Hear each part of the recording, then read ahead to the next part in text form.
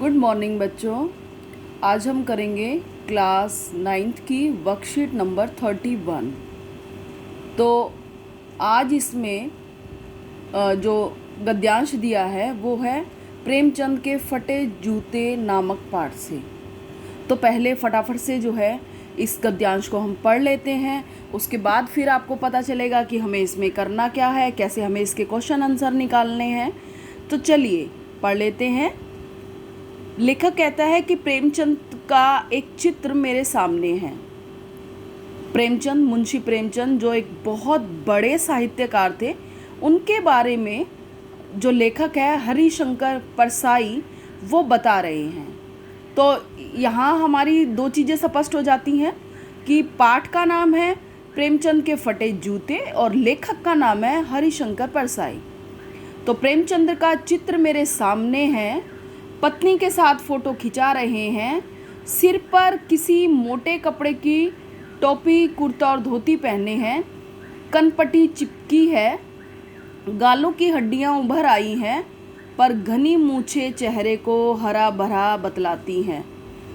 पाँव में कैनवस के जूते हैं जिनके बंद अर्थात फीते ठीक से नहीं बंधे हैं।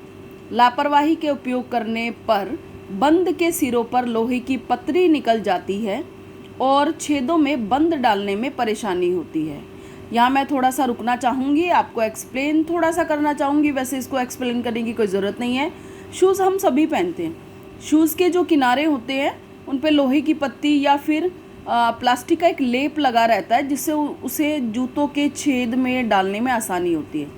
लेकिन यहाँ लेखक बता रहा है कि प्रेमचंद के जो जूते हैं उनकी हालत बहुत ख़राब है। तब बंद भी कैसे भी कस लिए जाते हैं। दाहिने पाँव का जूता ठीक है, मगर बाएं जूते में बड़ा छेद हो गया है जिसमें से उंगली बाहर निकल आई है। मेरी दृष्टि इस जूते पर अटक गई है। सोचता हूँ फ़ोटो खिंचवाने की अगर यह पोशाक है तो पहनने की कैसी होगी। नहीं, इस आदमी की अलग अलग पोशाकें नहीं होंगी।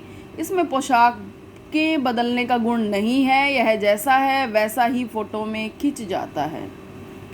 तो गद्यांश हमने पढ़ लिया है। अब इसके क्वेश्चन आंसर हम ले लेते हैं और आपको बताऊंगी कि कैसे आपने जो है ना सटीक उत्तर आपने निकालना है।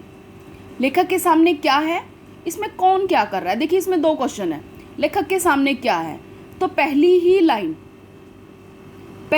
ये देखिए, पहली लाइन हमारी है कि लेखक के सामने प्रेमचंद का एक चित्र मेरे सामने है। ये आपके पहले क्वेश्चन का आंसर हो गया। दूसरा, इसमें कौन क्या कर रहे हैं, तो इसमें जो प्रेमचंद है वो पत्नी के साथ फ़ोटो खिंचा रहे हैं। यहाँ देखिए, ये चीज़ आपके पास नहीं दी हुई है। पत्नी के साथ फ़ोटो खिंचा रहे हैं, आपको खुद समझना है कि कौन खिंचा रहे हैं। प्रेमचंद खिंचा रहे हैं किसके साथ, पत्नी के साथ। तो ये हमारे फर्स्ट क्वेश्चन का आंसर हो गया कि लेखक के सामने प्रेमचंद का एक चित्र है और इस चित्र में प्रेमचंद अपनी पत्नी के साथ फ़ोटो खिंचा रहे हैं। आइए अब दूसरे क्वेश्चन पे आते हैं। गद्यांश में प्रेमचंद किस वेशभूषा में दिखाई दे रहे हैं, इधर आके देखते हैं। ये देखिए, सिर पर मोटे कपड़े। अब बच्चे क्या करते हैं, एज इट इज़ इसको लिख देते हैं। आप इसको थोड़ा सा बना के लिखिए कि प्रेमचंद सिर पर किसी मोटे कपड़े की टोपी, कुर्ता और धोती पहनते हैं। ये इनकी वेशभूषा हो गई। ठीक है। थर्ड क्वेश्चन का आंसर लेते हैं। प्रेमचंद के जूतों के बारे में क्या बताया गया है, तो ये देखिए, पाँव में कैनवस के जूते हैं। जूतों के बारे में यही बताया गया है। तो आप लिखोगे कि प्रेमचंद के जूतों के बारे में बताया गया है कि वो कैनवस के जूते हैं जिनके बंद अर्थात फीते ठीक से नहीं बंधे हैं। लापरवाही से उपयोग करने पर बंद के सिरों पर लोहे की पतरी निकल जाती है। यहाँ तक लिखेंगे तो भी ठीक है। और आगे अगर आप लिखना चाहें कि छेदों में बंद डालने में परेशानी होती है तो यहाँ तक भी आप लिख सकते हैं। अब अगला क्वेश्चन लेते हैं। बाएं जूते में क्या परेशानी है, तो देखिए ये बता रहा है कि दाहिने पाँव का जूता ठीक है मगर बाएं जूते में बड़ा छेद हो गया। तो आप सिर्फ इतना लिखिए कि बाएं जूते में बड़ा छेद हो गया जिसमें से उंगली बाहर निकल आई है। ओके। उसके बाद आप फ़ोटो खिंचवाने के लिए किस प्रकार तैयार होते हैं, तो आपको सबको पता है कि हम फ़ोटो खिंचवाने के लिए कैसे तैयार होते हैं।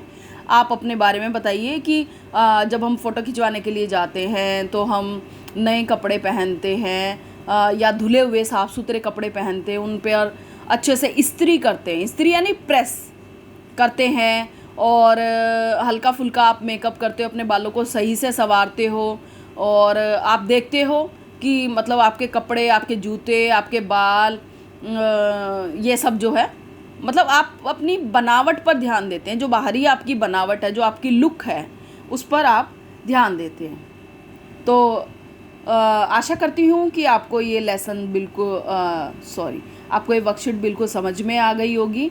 ध्यान से कीजिएगा। लिखते समय मात्राओं का ध्यान अवश्य रखें। लिख कर के एक बार ज़रूर देखें कि मैंने क्या लिखा है। धन्यवाद बच्चों। Enjoy your day.